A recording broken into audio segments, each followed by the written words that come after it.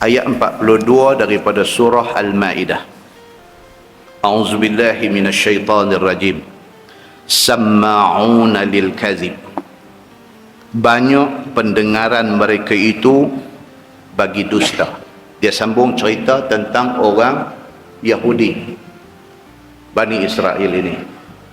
Di antara benda yang menjadi slag kepada orang Yahudi ni apa dia? Samma'un lil kazib. Suka dengar benda tak betul. Dia tidak cari sos untuk nak mengesahkan satu-satu benda yang dia dengar. Dia suka dengar hearsay. Kita hari ni ramai. Kadang-kadang kita membina satu persepsi negatif terhadap satu orang kerana orang cerita. Faham? Kita tak suka dekat A. Pasal apa kita tak suka kat dia?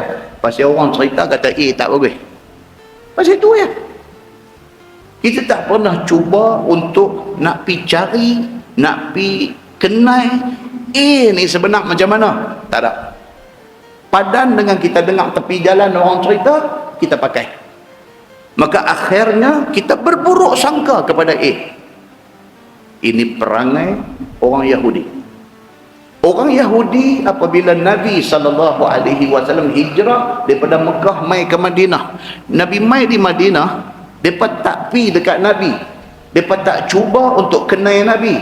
Mereka dengar cerita rahib-rahib mereka, tok-tok alim mereka yang tak suka dekat Nabi.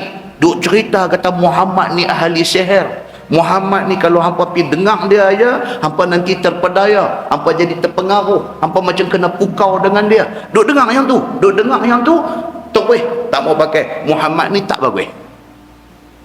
Sikap orang Yahudi yang dengar hearsay, yang dengar orang duk bercakap tepi-tepi jalan ini disebut dalam Quran sebagai samma'una lil kazib. Depa ni banyak mendengar akan perkara-perkara dusta.